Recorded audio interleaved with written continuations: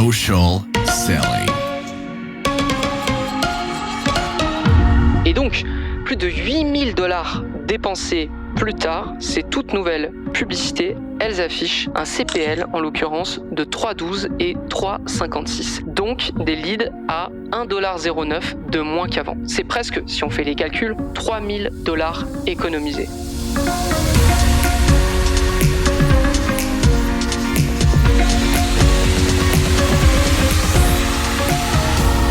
Bonjour à tous et bienvenue sur Social Selling, le podcast 100% Facebook Ads présenté par l'agence J7 Media. Mon nom est Antoine Dalmas et aujourd'hui on est ensemble pour, je dirais, une quinzaine ou une vingtaine de minutes pour parler des derniers tests qu'on a fait en Facebook Ads et qui ont donné de très très bons résultats. Des tests que vous pouvez répliquer, que vous pouvez copier, dupliquer sur votre propre compte Facebook pour justement essayer de challenger un peu le statu quo avec vos propres campagnes et essayer de trouver de meilleurs coûts et donc forcément de meilleurs résultats.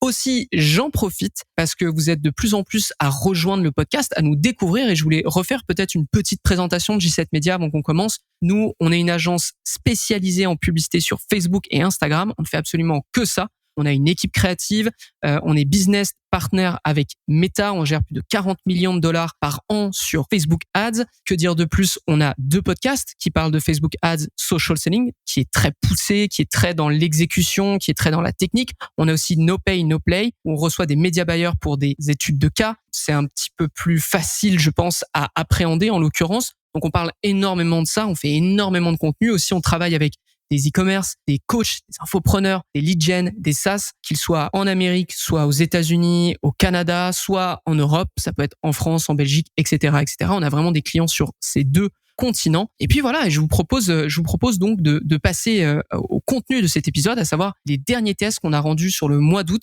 de l'Escouade Facebook Ads, qui est notre newsletter, qui est une newsletter gratuite qui tous les lundis vous donne des optimisations, des tests qu'on a fait qui ont donné de bons résultats et que vous pouvez à nouveau répliquer sur vos propres comptes. Dans cet épisode, on va parler de 4 sujets différents. Tout d'abord d'un hook. Donc, c'est une phrase d'accroche à utiliser en période estivale qui donne de très bons résultats. Ensuite, de publicité à toujours présenter lorsqu'on est un coach et qu'on fait de la pub sur Facebook. Ensuite, de comment bien jauger la consommation de vos publicités vidéo sur la plateforme. Et pour terminer, d'audience de retargeting lorsqu'on fait de la génération de leads. Donc, beaucoup de sujets assez divers. On commence avec le tout premier test d'août. On le sait, il fait chaud, on est moins attentif à son compte Facebook Ads, la tête est aux vacances pour certains, alors on tentera d'être concis. Vous le savez sans doute, la période estivale est la meilleure période pour faire de la publicité, tout simplement parce que c'est celle qui coûte le moins cher de toute l'année. Dans une petite étude que j'avais fait avec nos propres annonceurs, donc on avait une trentaine d'annonceurs qui étaient assez similaires dans leur activité, je notais que le CPM de juillet à août était le plus bas de l'année. Donc littéralement, c'est une excellente période pour adapter ses publicités avec un hook saisonnier. On en parlait dans une précédente escouade, notamment sur la période du printemps. L'idée étant de prendre votre meilleure publicité qui marche et de l'adapter en apportant un petit peu plus de contexte du style « Hey, c'est le printemps, passez à l'action ». Ça, c'est quelque chose qui avait très très bien fonctionné. Devinez quoi? En période estivale, en été, ça marche tout autant et ça marchera forcément aussi sur les autres saisons. Je peux vous le spoiler sans problème. Et forcément, sur l'automne, sur l'hiver, ça marche tout autant. Et là, du coup, pour ce test, on l'a mis en place avec un e-commerce qui profite justement de la période estivale pour amasser un maximum de leads autour de son produit, car il sait très bien que les ventes baissent généralement à cette période. Donc, il anticipe la fin d'année. Il veut obtenir un maximum de leads. D'ailleurs, pour ceux que ça intéresse, on a sorti fin août un épisode sur le Black Friday, sur toute notre stratégie e-commerce qu'on va mettre en place vis-à-vis de Facebook Ads. Ça, je vous encourage à aller le regarder. C'est absolument... il y a énormément de contenu et c'est vraiment ce qu'on va mettre en place, nous, chez J7 Media, pour tous nos comptes clients. Fin de la parenthèse. Je reviens au test. Du coup, plus de 30 jours avant l'optimisation, pour vous donner un peu de contexte, son CPL, donc son coût par lead, est aux alentours de 4 $ le lead. C'est-à-dire que notre campagne, avec les pubs qu'on a en place, on génère des leads à 4 $. Parmi ces publicités, on trouve quelques bons visuels qui ont bien performé en acquisition directe par le passé. Par contre, nous, on estime que ce CPL, il est trop élevé, du moins trop élevé pour de simples leads. C'est pourquoi on décide de renvoyer 2 de nos meilleures vidéos en production afin de changer les taglines et la tournure générale. Quand je parle des taglines, c'est littéralement ce qui apparaît, les écritures, disons, qui apparaissent au cours de la vidéo. Et en fait, ce qu'on va prendre, c'est les premières secondes et on va tout de suite mettre lorsque l'été arrive ou repas d'été entre amis. En gros, on va montrer que le produit en l'occurrence peut être utilisé en été. Et on précise que ce produit est finalement parfait pour la saison et justement, on va le rementionner. On va le rementionner directement dans les rédactions, mais pour dire que l'été arrive, utilisez ce produit, il est absolument parfait. Et donc, plus de 8 000 $ dépensés plus tard, ces toutes nouvelles publicités, elles affichent un CPL, en l'occurrence, de 3,12 et 3,56. Donc, des leads à 1,09 $ de moins qu'avant. C'est presque, si on fait les calculs, 3 000 $ économisés. On observe aussi que la consommation de la vidéo a radicalement changé. On passe de 36 centimes pour une vue complète à 0,7 centimes pour une durée équivalente, ce qui est parfait pour qualifier l'audience au produit. Je vous le rappelle, la vidéo, elle dure à peu près 30 secondes. Ça veut dire que ça coûte beaucoup moins cher pour qu'une personne consomme absolument toute la vidéo. Et sachant que lorsqu'elle a consommé la vidéo, on sait qu'elle nous connaît, on sait qu'elle connaît le produit et qu'on va pouvoir plus la travailler en retargeting derrière. Donc en résumé, si vous avez de bonnes publicités et que vous arrivez à une nouvelle saison, changez la tagline de vos publicités ou la rédaction pour coller à la période qui arrive. En l'occurrence, ici, c'était la période estivale.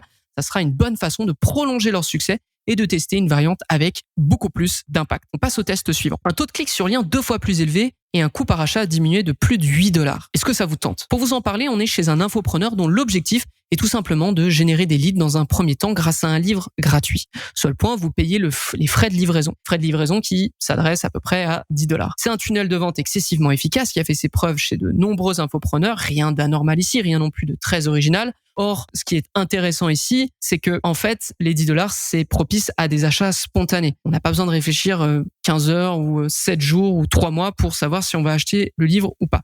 Et ce qui est très sympa avec cette approche, c'est que ça nous permet d'entrer immédiatement dans une relation commerciale avec notre prospect qui sera plus enclin à acheter de nouveau si le contenu lui plaît. Dernier point sur le tunnel de vente, bien que ce ne soit absolument pas le sujet du jour, nous avons évidemment des upsells derrière pour augmenter le panier d'achat. C'est-à-dire que si la personne, elle achète, avant de valider son achat, on lui propose d'autres éléments pour améliorer son expérience globale et ça va évidemment augmenter son panier d'achat. On en parle en long et en large dans l'académie. D'ailleurs, si ça vous intéresse, je vous précise, la J7 Academy, c'est notre écosystème pour média buyers en Facebook Ads qui souhaiterait devenir meilleur et surtout le rester. Je vous mets le lien dans les notes de l'émission. On va revenir à notre sujet. Le problème, en fait, c'est que avec ce tunnel de vente et surtout avec la campagne qui lui était associée, notre coût par achat coûte, ou du moins augmente de plus en plus jour après jour. C'est-à-dire que lorsqu'on lance cette campagne, on est très content, ça nous coûte moins de 20 $, en fait 10 $ le coût par achat, et des semaines après semaines, on arrive finalement à des coûts de 80 $ par achat pour un livre. Alors, bien qu'on ait des upsells, à un moment, 80 $, ça commence à coûter cher, parce qu'effectivement, tout le monde ne prend pas les upsells. En moyenne, on est à 25 $ par achat. Ok, on va prendre surtout la moyenne. Et on a beau décliner des visuels qui fonctionnent, rien n'y fait. Sauf que depuis le début, on réfléchit et on se dit qu'on n'utilise que des images fixes, rien d'autre. Et il est temps d'y remédier. S'il y a bien un format qui a fait ses preuves en Facebook Ads, chez les coachs et les infopreneurs, ce sont les témoignages vidéo d'anciens clients. Parce que vous vendez une transformation et parce qu'on ne vous donne pas notre confiance immédiatement. Vous devez l'obtenir. Et ça tombe bien car on vient finalement d'en recevoir pas mal. Ni une ni deux, on duplique notre campagne initiale qui ne comporte que des images, on garde les mêmes audiences, on garde le même objectif de campagne, à savoir un achat pour générer un achat de 10 $, on applique un budget qui est sensiblement différent pour ne pas rentrer en compétition et on lance plusieurs témoignages. Alors on a des témoignages très bruts, on a des témoignages un petit peu plus travaillés, généralement ça va tourner autour de la minute en fait, la vidéo qui va être associée et on teste plusieurs témoignages. Et les résultats ne tardent pas à arriver. Comme on vous l'avait promis au début de ce courriel. Pour rappel, sur la même période, la campagne standard où il y a que des images fixes, on a dépensé à peu près 1 600 $. On a un taux de clic sur lien qui est généralement le seul taux de clic qu'on va regarder au niveau de ces métriques-là, qui est de 0,56%. On a un coût par achat moyen qui est de 25 $ et on a notre toute nouvelle campagne vidéo qui a été lancée en cours de route, qui a dépensé 500 $, qui a un taux de clic sur lien de 1,01%, bien supérieur, et un coût par résultat de 16,40 $.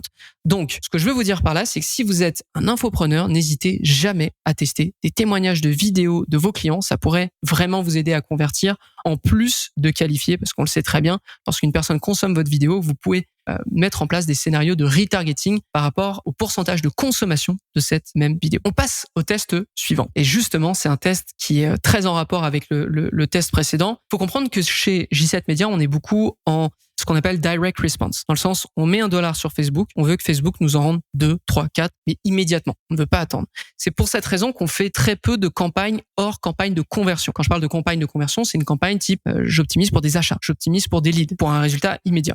Mais pourtant, il y a un avantage puissant dont on ne peut détourner les yeux lorsqu'on passe sur des campagnes de type notoriété ou vue de vidéo en l'occurrence. Et cet avantage, c'est le prix de votre publicité. Le CPM, donc le coût par 1000 impressions qui régit votre bilan de performance en Facebook Ads, c'est indéniable, est très très très différent. Ok, le CPM, pour rappel, même si vous optimisez pas en théorie dessus, c'est ce qui va faire que vous payez très cher ou pas vos conversions. Et c'est pour cette raison que pendant plusieurs mois avec J7 Media, on a utilisé des campagnes de vue de vidéo. Alors l'idée, c'était juste de montrer des vidéos et on optimisait, parce qu'on peut optimiser plus longtemps là-dessus, c'est sur du True Play. Le True Play, c'est littéralement d'optimiser pour que la personne voit le plus possible votre publicité ou au moins 15 secondes. Donc comprenez que du coup, si votre vidéo elle dure plus de 15 secondes, ça devient difficile pour Meta d'optimiser à plus.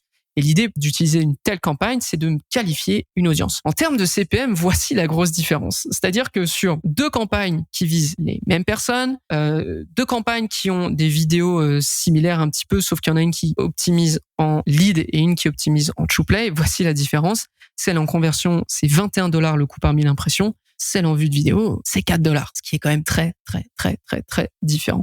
Et l'idée, du coup, c'était d'avoir cette campagne en vue de vidéo pour ensuite aller rechercher toutes les personnes qui ont vu une part significative de nos vidéos et de les retargeter avec une campagne de retargeting. Comprenez, l'idée, c'est que en acquisition, on paye très peu cher, on va toucher un maximum de monde, on essaye de faire en sorte que les gens voient le plus possible notre vidéo. En retargeting, on leur propose de nous rejoindre via un contenu gratuit, un webinaire, etc. Et l'idée, c'est que le lead soit moins cher. Alors, en l'occurrence, en montrant des vidéos éducatives natives de plus de 4 minutes sur la plateforme avant de proposer un contenu gratuit, on dira simplement que l'avantage, c'était surtout de mieux qualifier l'audience froide à nos services. Parce qu'en fait, on s'est rendu compte avec cette façon de faire que il n'y avait pas une énorme différence par rapport à l'acquisition en lead direct. On était sur le même coût par lead qu'une campagne de retargeting qui retargetait toutes les personnes qui avaient vu des vidéos et donc une campagne de vue de vidéo. Donc vous comprenez, en gros, la campagne qui optimise en conversion et en acquisition, donc une audience froide, elle est à peu près à $10 le lead. Les 2 campagnes qui travaillent ensemble, l'une à montrer des vidéos et l'autre à faire le retargeting des personnes qui ont vu ces vidéos, c'était aussi à $10. Donc en soi, on n'a pas eu une énorme différence. C'est pour ça qu'on va pas trop s'attarder là-dessus. Par contre, le sujet de cette escouade, le sujet de ce test, c'est bien le créatif. Et voici pourquoi. Puisqu'on optimise sur de la vidéo et que notre vidéo est plus longue que 15 secondes, la durée du True Play, je vous rappelle, on est vite limité dans les résultats. C'est-à-dire que Meta ne poussera jamais notre consommation plus loin finalement qu'un True Play. Et de ce fait, lorsque on a testé des vidéos, on a dépensé des milliers de dollars là-dedans, on a remarqué qu'en fait, Meta nous disait que toutes vos vidéos, elles sont consommées c'est-à-dire que votre coût par True Play est de 2 centimes. Ok, donc en soi, selon Meta, il n'y a aucune différence. C'est une bonne nouvelle, non? Ça veut dire que c'est juste pas cher. Et en fait, c'est une très, très grosse erreur que vous faites ici. L'idée de ce test, c'est surtout de vous montrer que si vous avez pour objectif d'utiliser des tunnels de vente en vidéo, ce qui est très, très bien, il faut faire attention à un point et c'est celui-ci.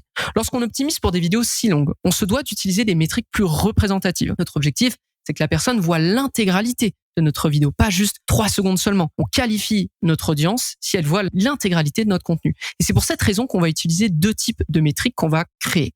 Parce que vous pouvez très bien créer des custom metrics sur Facebook dans votre Ads Manager afin d'avoir des informations un petit peu plus précises. Il y a ce que j'appellerais les métriques de découvrabilité. Il y a le hook rate, qui est littéralement les 3 secondes de visionnage divisées par les impressions fois 100, à savoir est-ce que ma vidéo, elle attire l'attention.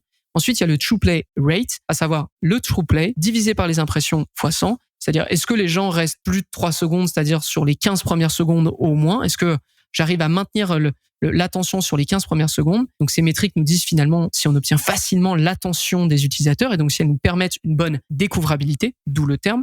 Et ensuite, il y a des métriques de coûts. Et là, les coûts intéressants, ça va être le coût par 25% de vues de vidéo. Comment on le calcule? C'est les dépenses sur cette campagne divisé par le nombre de visionnages à 25%. Pareil, un coût à 100%, c'est égal aux dépenses divisées par le visionnage à 100%. Et tout de suite, c'est plus du tout la même limonade vis-à-vis de toutes les publicités qu'on a pu tester. Certaines vidéos ont de la facilité à attirer l'attention, mais elles ne gardent pas du tout jusqu'au bout l'attention des gens. D'autres, plus discrètes, c'est-à-dire qu'elles ont un hook rate ou un true play rate qui est plus bas, permettent d'atteindre les 100% de consommation plus facilement et forcément moins cher. À partir de cet instant, c'est à vous de décider. Est-ce qu'on veut absolument des vidéos qui soient découvertes très facilement, ou est-ce qu'on veut être sûr que les gens, pour le moins cher possible, aillent au plus loin possible de votre vidéo? Et pourquoi on mentionne une optimisation de créatif depuis tout à l'heure sur Facebook, sur le podcast, alors que là, pour l'instant, je vous parle juste de métriques? Et parce que nous, du coup, pour optimiser ces métriques, on a testé plusieurs créatifs. On a fait 3 versions différentes d'une même publicité vidéo. La V1, c'est un extrait brut d'un de nos workshops. La V2, un extrait retravaillé du même workshop, un petit peu plus dynamique, un petit peu plus ouvert aussi sur le fait qu'il y a des gens qui nous voient, qui ne nous connaissent absolument pas. Et la V3, c'est finalement la V2, donc l'extrait retravaillé, plus une introduction de 7 secondes pour qualifier l'audience à ce qu'elle s'apprête à voir. Et sans surprise, ce sont les 2 dernières versions qui ont apporté les meilleurs résultats. Donc, si jamais vous devez faire de la vue de vidéo, ayez toujours conscience qu'il y a des métriques que Meta ne va pas vous montrer, que vous devez être obligé, que vous devez être en capacité de créer, de calculer, parce que ça vous donnera de bien meilleures informations que ce que Meta vous donne. On passe au tout dernier test de cet épisode, le reciblage en lead gen. Pour ou contre? Alors, lorsqu'on a pour seul tunnel de vente un formulaire à remplir, on peut se poser la question du retargeting. Ça sert à rien. Je pars seulement en acquisition, le retargeting va juste me faire perdre de l'argent. Ça, c'est une phrase que j'ai déjà entendue. D'ailleurs, petite précision, si la génération de leads vous intéresse, je vous invite à écouter notre épisode de No Pay, No Play à propos des SaaS qui sortira le 11 septembre 2023, donc c'est un lundi. Il y a de grandes chances que vous appreniez des trucs supplémentaires à ce que je vais dire là tout de suite. En lead gen, il y a 2 métriques importantes. Il y a le coût de votre lead, j'appellerais CPL, et le taux de conversion après formulaire. Donc, les questions à se poser, c'est qu'est-ce que ça vous coûte d'avoir des leads et est-ce que ça vous coûte cher d'avoir des bons leads? Le retargeting pour du lead gen, on va répondre du coup à la question, se fait naturellement. C'est quelque chose à tester. L'idéal est de s'assurer que votre CPL est vraiment plus bas que le CPL de l'acquisition pour faire baisser le CPL moyen sur le compte entier. Dans le sens, votre CPL au niveau du compte, c'est la moyenne entre votre CPL d'acquisition et votre CPL de retargeting. Donc, sur ce premier levier, du coup, le coût par CPL, il faut nécessairement que votre retargeting vous coûte moins cher en coût par lead que l'acquisition. OK?